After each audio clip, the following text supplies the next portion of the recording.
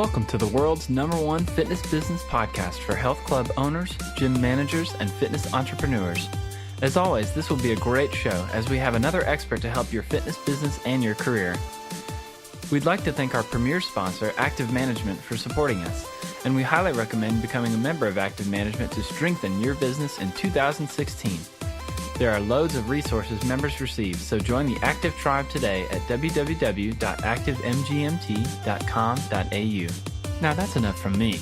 Let's welcome the show's amazing host, Chantal. What's on this week's show? Thanks, Harper, and hi, Tribe. I hope you have had a sensational week. I have an amazing guest lined up for you this week. Hopefully you caught his quick fire five last week. I am talking about Chuck Runyon. It's a name that I reckon will be familiar to many of you, and a man who I think you will find very inspiring and energizing, just as I did.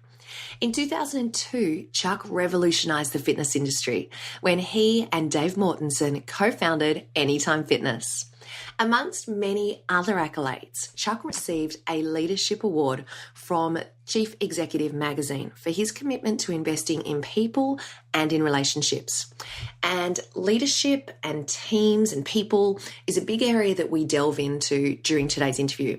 So I really encourage you to listen to the way that he talks about people, the way that he talks about his team and about Anytime Fitness members.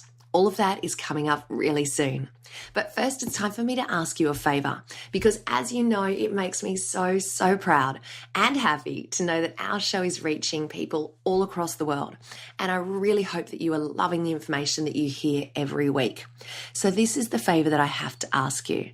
Could you jump onto Facebook and share one of our shows with a friend, someone that you think will enjoy the information? It might be another fitness business owner, a colleague, a mentor, or a staff member. Anyone at all. I would love you to help us share the knowledge and help us share the podcast love. The Fitness Business Podcast is very appreciative of our podcast partners. Here's a quick word from one of our partners. Tribe Team Training are the world leaders in getting more members engaged, retained, and paying extra for small group training. This week's flashback show is show 53 with Petra Kolber, and she talked about the role of positive psychology in your fitness business. So if you missed that show, go back and check it out. That is show 53, and you can find it on iTunes or at fitnessbusinesspodcast.com. Now, Tribe, we are only 2 weeks out from our Women in Fitness Month, which is December. And one of our wonderful guests is a lady by the name of Carol Michaels.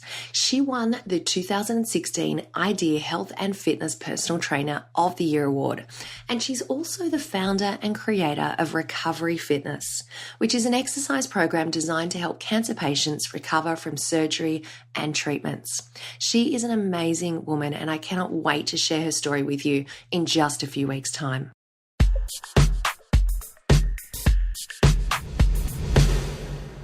In 2002, Chuck Runyon revolutionized the fitness industry when he and David Mortensen co-founded Anytime Fitness.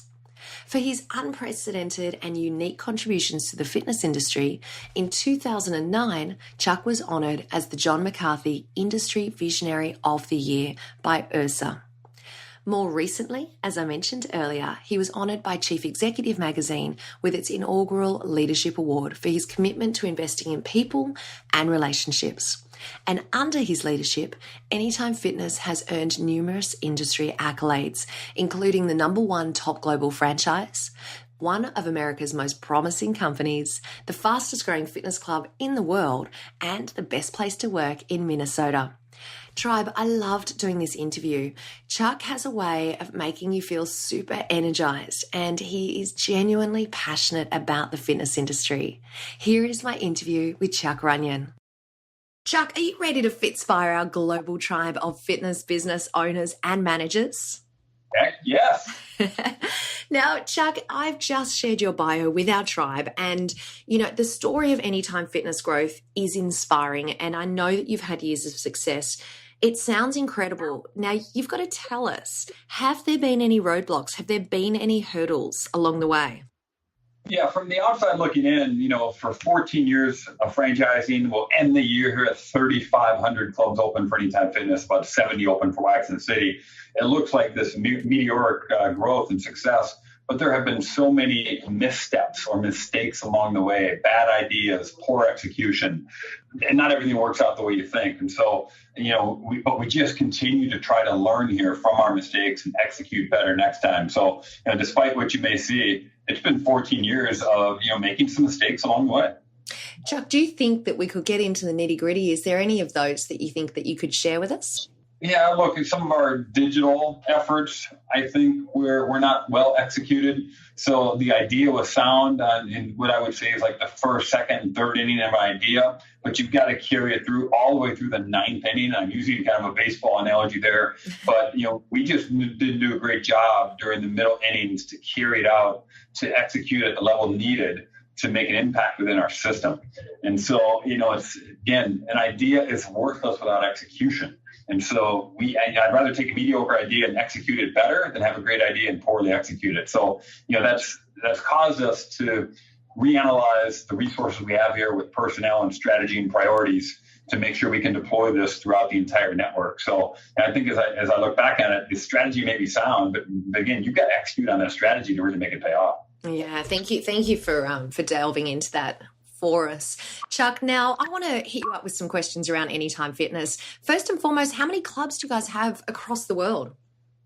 So we will end this year at 3,500 clubs open, with nearly 1,000 of those open outside the United States. So we're very excited, of course, about our global expansion and plenty of room left. And so right around 3,500 with about 70 of those also for Waxing the City. Wow, that's incredible. So how many countries are you actually in now? 29 countries. So geographically, modern day franchising has been around since 1850. And we really can't find another brand that has grown geographically like Anytime Fitness has. So, we're very proud of it. We use a master franchising strategy, which, so for instance, in Australia, we have a terrific group there that bought the rights to Australia. So they kind of represent us, and then they sell and support their own franchisees. And that's allowed us to grow internationally faster than if we tried to go directly ourselves. Oh, really interesting. And with all of those clubs, how many members is across all of that? Oh, yeah, over 3 million members globally. Oh, that's incredible. That is absolutely incredible. Now, you just talked about the reach and the growth that you've been able to achieve in so many countries. Can you give us maybe a couple of tips that you would share that I'm going to assume that you have a really, really busy workload to be able to manage everything that is going on. Any tips that you can maybe share with us of how you stay on top of that? Yeah, I tell you what, there's just a general philosophy that I learned over 20 years ago in this fitness industry that I think I still use today. And, I think our fitness industry is filled with two types of people. There's the type that care more about how much weight they can lift. And then there's those who care more about how many people they can lift. And I fall into the latter camp. To me, it was never about how much I can bench press or how much I can squat.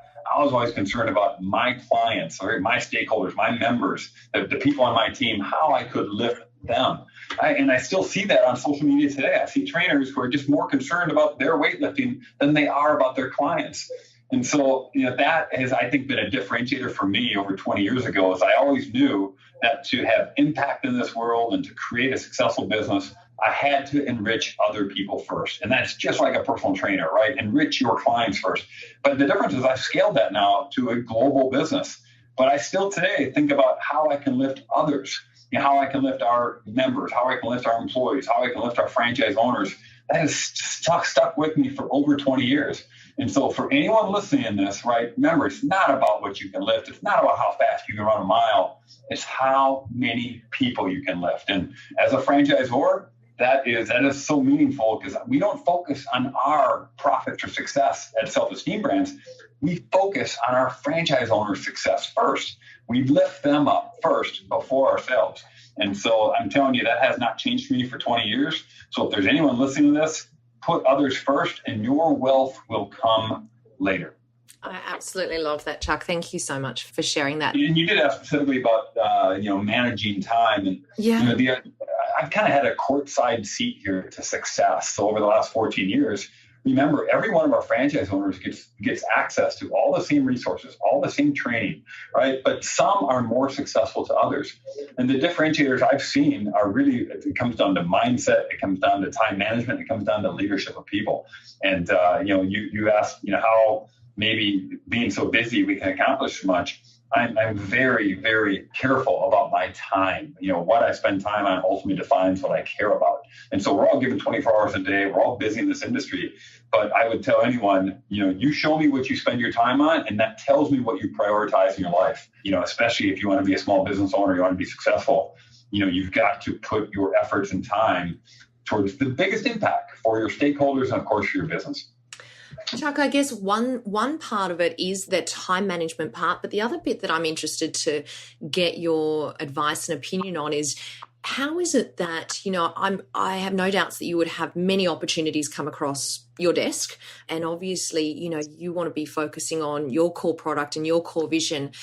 Is there any type of a filter or a method that you would use to stay really focused on the business and on your vision and not get distracted?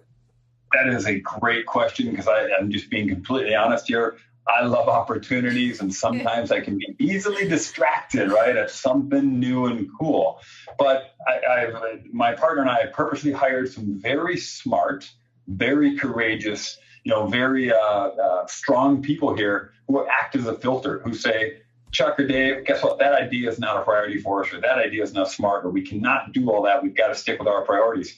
So, surround yourself with people who are going to make you better, and are going to challenge your ideas, challenge your priorities, who are going to say, no, I don't think that's the right thing for the business. So the filter really is the smart people we surround ourselves with, and we expect, and we give them the courage to hold their hand up during a meeting and say, hey, look, I think that idea stinks. I don't think we should go in that direction. And so it's very candid and very collaborative, but we trust each other. And so when we get in a room, there are no titles, there's no tenure, everyone is expected to weigh in, and everyone provides input. And if you hire smart people, they want to contribute, they want that input, and we listen to them. I mean, if our team is not convinced that this is a priority for us, Dave and I have trusted them, they're smart, and so we listen to our team. So I would say our team is really the biggest filter we have. There you go, Tribe. That's a good one to listen out to, and something to think about for your own businesses, is to make sure that you do have the appropriate people surrounding you to help you out with those decisions and act as the filter. Love that. And Chantel, I think in our industry, we are really a small business industry. So as many of the listeners might have one club or maybe a small personal training business, we're trying to get big, right? I mean, you don't think about having a board. At our size, we have a board that listens to us in addition to our executive team. But if you're a small business, whether they're outside your business or inside your business, who's going to act as that sounding board for you? And that's where I think some of the small business owners go in the wrong direction, because they don't have that filter. So, we just want to reiterate that message. Find people you can meet with quarterly who are going to challenge and test your ideas as a business. I don't care how small you are, to improve and get better. Yeah, thank you so much for that, Chuck. That's really great advice. Now, I've got to tell you, one of the primary reasons we have you on today is because JT from Active Management, who all of our tribe know because he's a regular guest on the show, he was at your 2016 International Conference, and he has been raving about it pretty much ever since. He's been talking about the culture of the business, and he said something about you guys having tattoo artists at the conference. Is that right? Well, that's correct. So we just built a new campus, and we've been in here about 6 months. And as far as I know, we're the only company that has a full-time tattoo room in their corporate headquarters. So if you ever make it to Minnesota, you can see our tattoo room, and we're happy to give you a tattoo. But at our annual conference, we have 5 full-time tattoo artists who just can't keep up. I mean, they're in demand the entire weekend. And at our training events throughout the year, we sometimes will offer a tattoo artist, or if one of our club owners is doing, some, remarkable community event, and one of their members or one of their club staff wants to get a tattoo, they take a photo of the tattoo, they send us a quick letter as to why that person's getting it, then they send us a receipt, and we reimburse. So wow. we've kind of lost track. I mean, it's been over 3,000 tattoos, and we believe 15 countries, and these have been members and club staff and employees and vendors. And I got to tell you, of the hundreds and hundreds of reasons of why people do it, it's never about treadmills or how many memberships I sold or how much money I made. It's always something very unique and very profound about the life change I made, like this new person I am, or I played a part in helping someone dramatically improve their life. It always ties back to a personal purpose. And, that's what Anytime Fitness is all about. I mean, we are in the people changing business. We're not in the membership business. And I think we should explain to the tribe, and we'll have to put a photo in the show notes. This is the Running Man tattoo that we're talking about. Now, do you have a Anytime Running Man tattoo, Chuck? Of course I do, yes. Now, I wasn't the first to get it. Our first one happened in 2005 at our first annual conference, by the way. And, every year it just kind of gained more and more momentum. And I did get mine in 2009. Yes, I have it in the back of the arm. And I'm one of the many purple tribal members that just lives a wonderful life. You know what? When you were talking about that tattoo, then you were talking about the reason that people get it. It's more about the feeling and the life-changing event. How does that make you feel, though? Well, look, I'm so grateful and quite proud of everyone within our network. I get so inspired at franchise owners who go to work every day in their communities to get people to a healthier place. I'm inspired when I visit a club and I see people in there sweating, doing what it takes to live their best life. So it's like every single day, I've got so many areas that inspire me, even our employees here who come to work every day and collaborate and work very, very hard. So, 14 plus years of being into this, I'm not close to being burnt out. I'm more passionate, more excited than ever before. And we're on a mission here. I mean, unfortunately, the health of this country, the health of the world is getting worse. We're on a mission to improve that. And it's not about body fat or, having six-pack abs. It's about living your best life. And so, we feel fueled by that mission to help people find who they want to be and where they want to go, and to kind of play a role in getting them to their new trajectory in life. And that passion that you talk about is so evident when you're talking about the business, and it's a wonderful thing to hear. Chuck, I mentioned Dave and yourself in your bio earlier on, and one of the other things that JT commented on was yours and Dave's presence at the conference. He said that he explained it to me as everywhere men. Now you've already told me that you love what you do, you're passionate about what you do.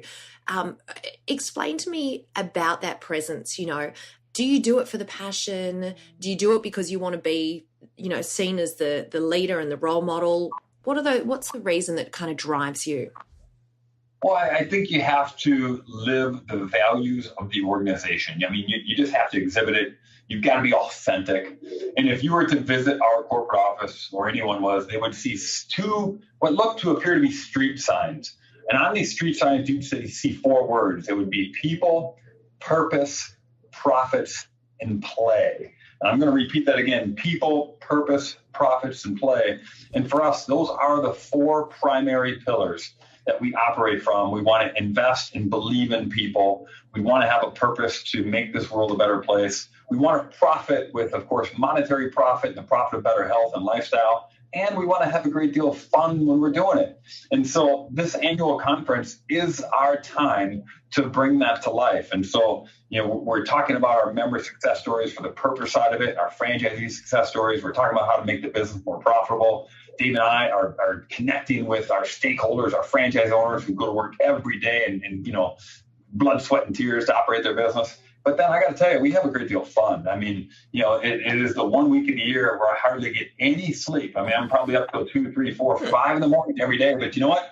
I've never felt more alive and more energetic that week, because I'm around, 2,000 plus people who we all believe in the same thing. We all go to work every day and we work our butts off to enrich others. And so it is an unbelievable weekend that is, it's like an adrenaline filled week. And so it's authentic for Dave and I to do that. We're not acting. We're not doing it because we think we should. We do it because we care about our brand and we care about our stakeholders.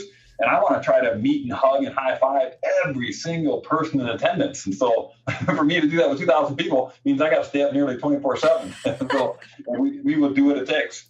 Chuck, you're making me excited about the conference. I want to come along and buy a ticket. You need to come. That's right. Brilliant. And by the way, Justin was fantastic.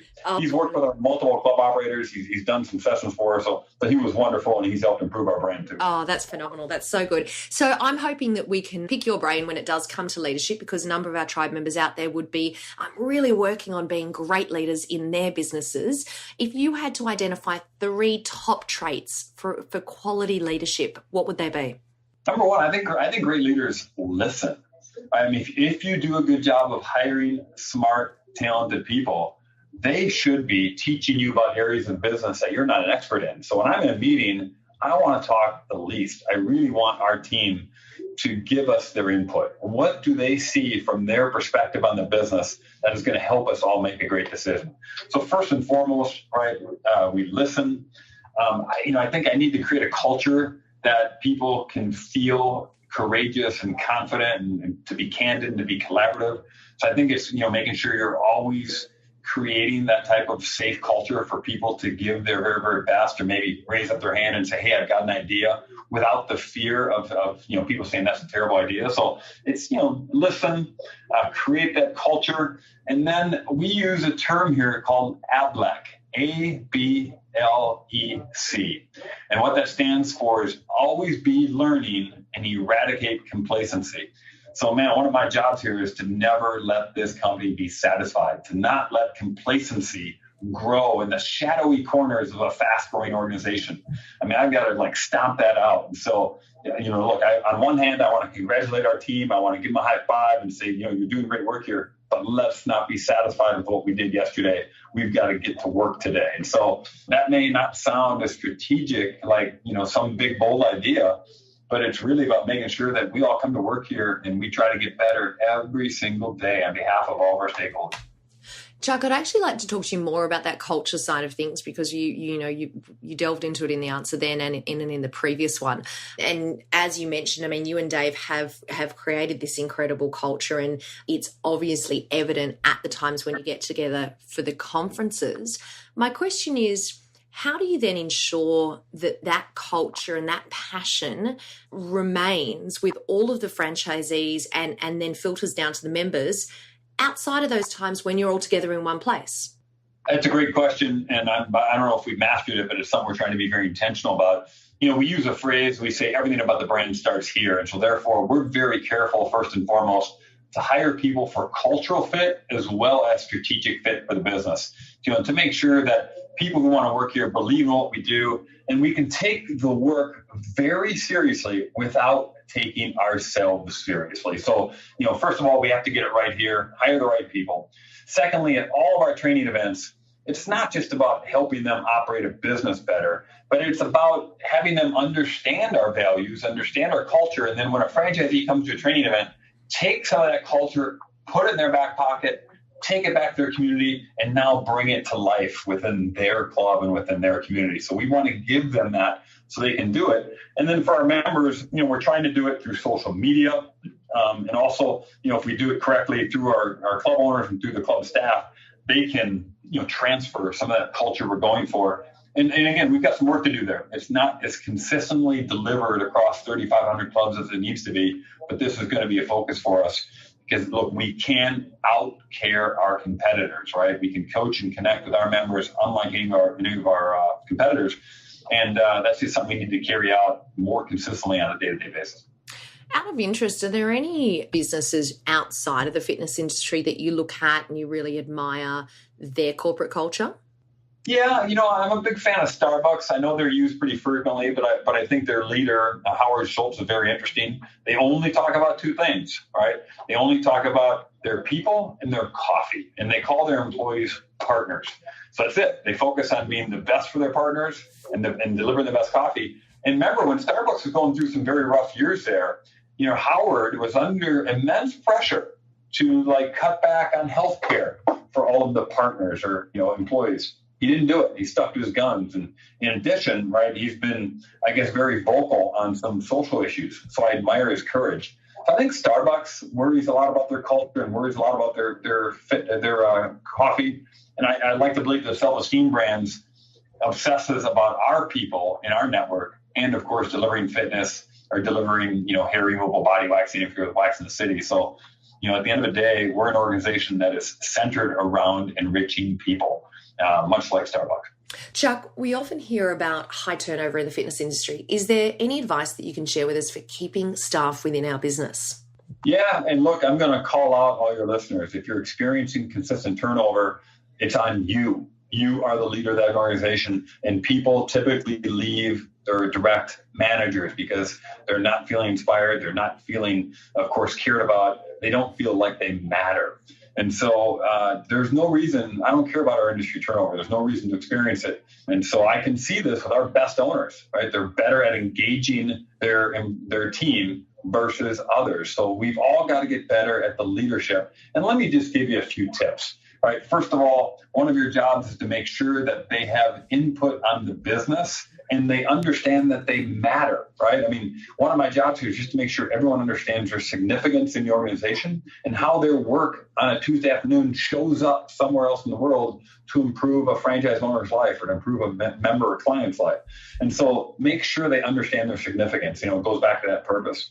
They should also, if you're thinking about a strategic plan, too many leaders simply don't have a strategic vision when it comes to their team. And so we have, as part of our strategic planning, an entire strategic strategy and tactics dedicated to our employees. And so we take 0.5% of our annual revenues and put it in an employee reinvestment pool, and we invest in their training, their ongoing learning and development. They can go to outside seminars. We have some seminars here. We call it ingredients, and it's all about personal and professional growth. So we apply real money to help them grow both personally and professionally. So, you get what you pay for. And I love that quote that says, the only thing worse than training your team and having them leave is to not train them and have them stay. And think about that for a second. And so bottom line is, if you are experiencing turnover, the culprit is you, right? You're not hiring, you're not onboarding, you're not retaining and motivating and inspiring your team to raise the bar and get great performance. Look, A players, top performing people, they want to matter. They want input on the business. They want to do well. And so I want to challenge everyone out there that really you need to be a better leader. And in turn, you will retain and optimize your performance for your team much better than others. That's really great advice, Chuck. Thank you so much. Now, I'm hoping you can leave us with one last thing, and that is your very best Fitbispiration, and tell our tribe your top 3 business tips to building a world-class culture within their fitness businesses. Before we hear Chuck's top 3 tips, here's a quick word from our newest podcast partner, Precor. Tribe, if you haven't explored a functional training space for your gym, then now is the time. With Queenex Functional Training by Precor, there is a unit to fit every space. Plus, education is included to ensure that training is delivered with confidence. You need to jump online and check this out right now. Go to precor.com/fitness business podcast. Now let's go back to Chuck as he leaves us with his top 3 tips for building world-class culture in our fitness business.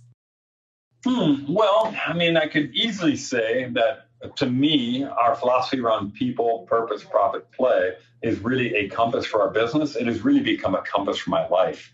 So I would tell people to find their compass, what matters to them, and how you can bring that to life in your business. But, that is mine. If I would tell everyone to try to be very aware, so that self-awareness, to try to grow that. Where are you strong? Where are you weak?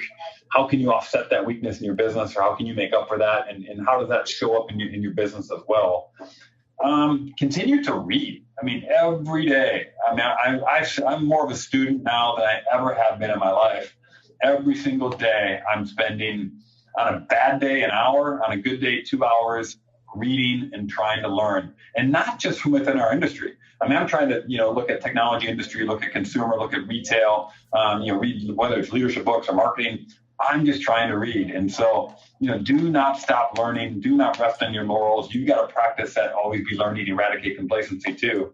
So I guess if I had to give you 3 tips, keep reading, become self-aware, And then, strategically think about the values, what you value in your business and value your life, write them down and bring them to life, just like we have with people, purpose, profits, and play. Chuck Runyon, I want to say a huge thank you on behalf of the Fitness Business Podcast and all of our tribe out there. Thank you so much for sharing your years of experience. And it is just amazing to hear the passion in your voice that you have for the businesses that you work in. So thank you so, so much. Chantel, you've been wonderful. Thank you. And I want to leave everyone with, remember, it's not about how much you can lift, how much weight you can lift. It's about how many people you can lift. Let's get to lifting people. Pre-Core Quickfire 5. Hey tribe, I am very excited to be introducing our special guest for today. It is Emmett Williams, the president and co-founder of MyZone Inc. Welcome to the show, Emmett. Thanks for having me, Chantel. I appreciate it. I'm very, very excited to have you back on the show, I should say. Now, are you ready for your Quickfire 5 questions? I am, yes. Tell our tribe, why do you do what you do? You know what? The fitness industry, numerically speaking, is a mature industry in that there's only 2 or 3% growth per year. But I think everyone in the fitness industry knows that it's begging for exponential growth, and cracking the code is part of the fun. That's what really engages me. That's what, gets me out of bed every morning. I know that there's a lot more growth to come. The challenge is, how do we do it? I love that, cracking the code. Emmett, what's the best piece of advice that you've ever received? Everyone has the will to win. It's human nature. It's only those with the will to prepare that will win. Oh, that's a sensational quote. I haven't heard that one before. Yes, it was Mark Cuban quoting someone else. So it's third or fourth hand, but either way, it's a good one. It is a great one. And tell us, what's a personal habit that helps you become better at what you do? Look, I wake up at 5 o'clock every morning, and I'm an early bird, not a late owl, and the most productive hours of the day for me are between 5 and 7 before breakfast. Oh my God, I'm exactly the same, so I understand completely. And what's one book that you'd recommend and why?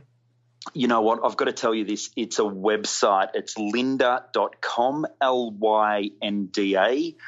It's an online learning platform, and you can type anything you want into the browser, and you can take a 4-hour course on, how to be a better statistician with Excel spreadsheets, how digital marketing works, how to manage a sales team, you name it.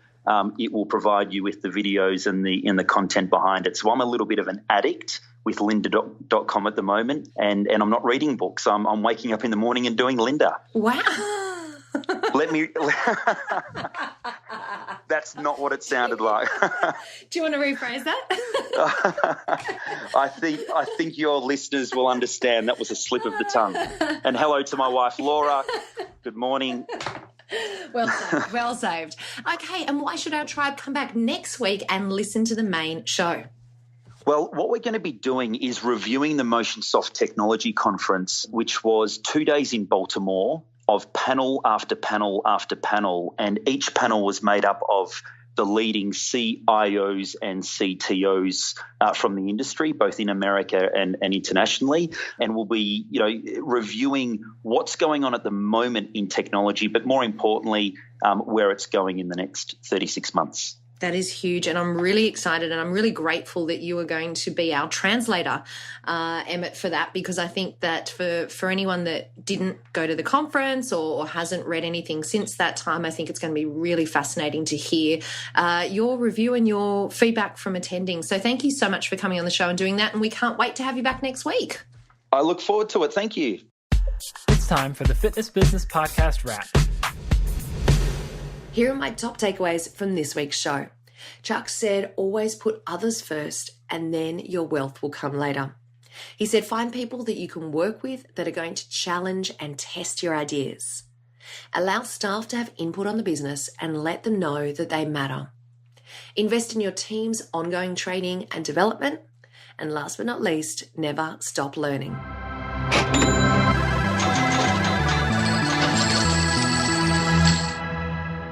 Get ready for this week's bonus segment, your extra injection of information, education, and inspiration to strengthen your fitness business. Tribe, I've got a special guest with me today. It is Richard Betty, the CEO of Exercise New Zealand. Welcome to the show, Richard. Thanks, Chantal. Excited to have you on today because you are here to talk to us all about the FitX conference. Tell us, what are the dates for FitX this year? So FitX this year is the last week in November, so Friday the 25th through to Sunday the 27th of November. Coming up very, very soon. And who should be going along? Well, we make the content of the conferences really for anyone working in the exercise industry. So that's from personal trainers, gym instructors, group exercise instructors, yoga teachers, right through to the admin, sales, management side of things as well. So if you work in the exercise industry in any capacity, there will be sessions and content for you. Excellent. So tell us about this year's event. Any standout speakers or sessions that we should know about? Well, we're always looking at ways of adding some extra value and introducing new components. So a couple of things come to mind. First of all, we're doing our first Women in Leadership Luncheon, which is all about recognising and supporting women in our industry who have leadership roles, and in particular how they can share those stories and support others. So that's something that's new this year. We're exploring that and seeing where that one's going to go. Secondly, we're really excited to say that we've brought the accommodation, which we've always had accommodation nearby, but this time we're bringing the accommodation what we'll call back on site. So the AUT Student Village, which is literally 100 metres walk from the main convention centre, the convention event we were hosting it, is back on board, and we've got about 150 places there, and I think we might be down to the last dozen or so now. Oh, wow. That's really exciting. That's it's good really good for those out of town, because we realise that, attending a conference is partly about, investing in the conference itself, but it's also getting there, it's accommodation, it's all the bits and pieces that go with it. So we want to make the whole thing as seamless and easy as possible. Excellent. Do you have a keynote speaker? We do. We've got Lisa Champion from across the ditch. So we're really excited to have her there. Oh, yeah. Great keynote speaker. And listen, how do people go about registering? So everything's done online. fitx.co.nz has all the information on the speakers and the sessions, and that's where you can book as well. And in fact, this year we've got, for the first time, we've got an app. So once you've booked, we give you a link to download an app, and the app itself has all the details. So you can have your smartphone on you as you walk around the session. It has everything from sessions to room numbers. We can do push notifications to update you of a room number, but also you can make your own bookmarks on which speakers you want to go to, which sessions you want to go, any notes you want to have. And so they're all in the app. So it's nice and easy, one place. Wow, that is really, really cool technology. It is, absolutely. We're excited about that one. I love that. Okay, Richard, is there anything else people need to know about FitX for 2016? I think, look, the key thing we say is, look, come along, because if anyone that goes to conferences, I think, knows the value of them. If you haven't been to a conference, it's partially the content. You'll get an amazing experience from the content, but it's partially just being around other like-minded exercise professionals who are really passionate about helping others and sharing their wisdom and their knowledge. So I'd encourage people who haven't been to a conference before to come along and experience not only the content that we deliver, but the experience that everyone collectively experiences. Oh, look, I completely agree. It's so much about that networking and the experience as well as the education at any of these conferences. So, Richard, thank you so much for coming on the show today and telling us all about FitX 2016. Fantastic. Thanks for the opportunity. Thanks for joining me for another week of the Fitness Business Podcast. And remember, what you leave behind is not what's engraved in stone monuments, but what is woven into the lives of others.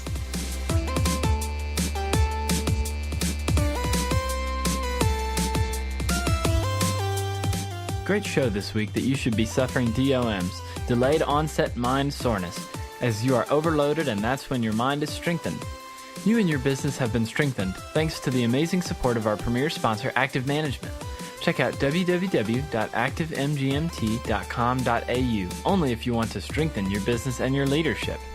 Don't forget, all today's links and notes are found at www.fitnessbusinesspodcast.com, where you can also subscribe and never miss a show and maybe win a prize. Next week is another incredible guest with Chantal, so get ready for more Fit Bizpiration.